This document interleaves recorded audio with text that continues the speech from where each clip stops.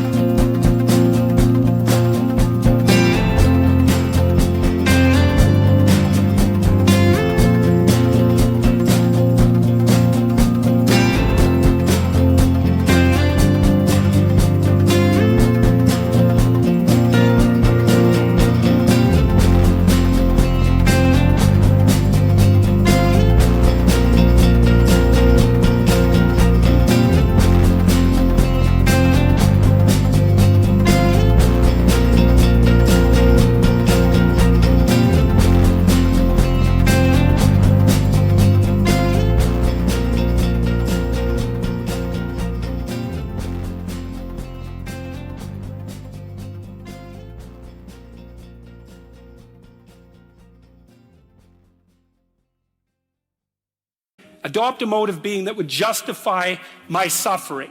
And you can ask yourself that question. What would make this worthwhile?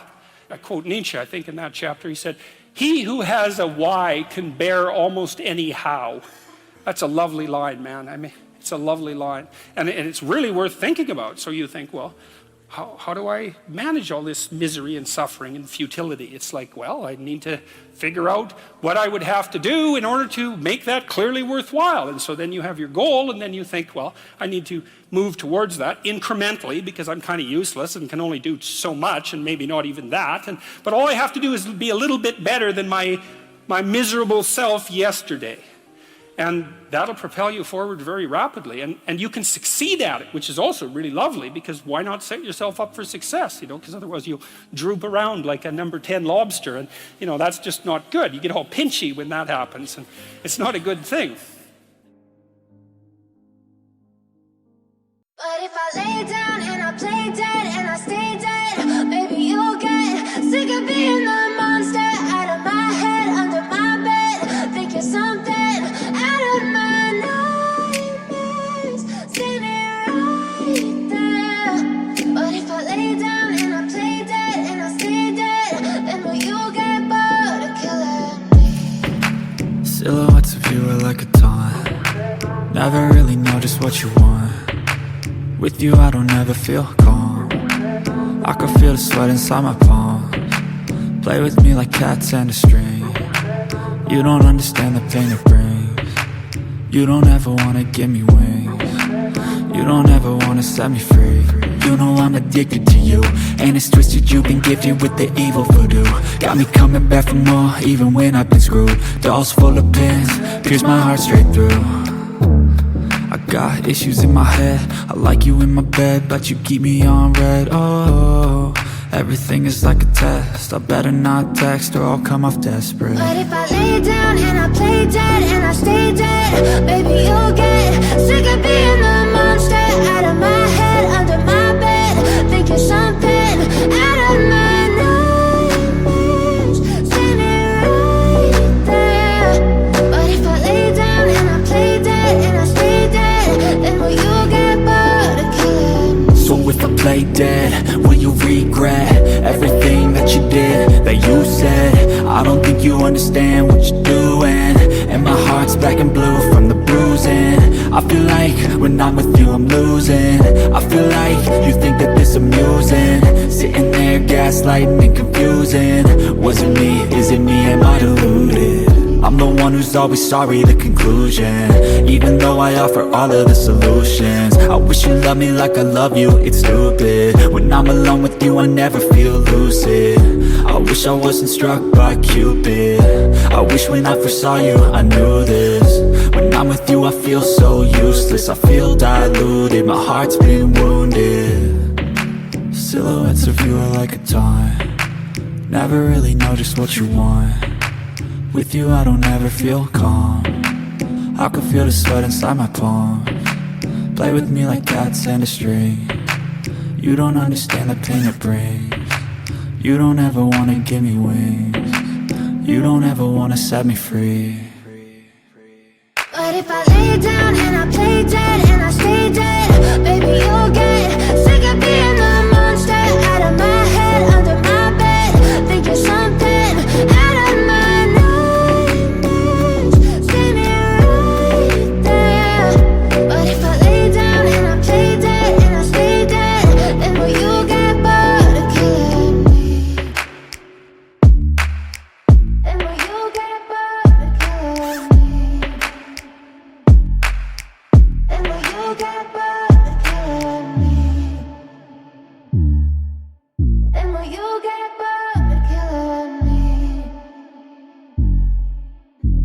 you get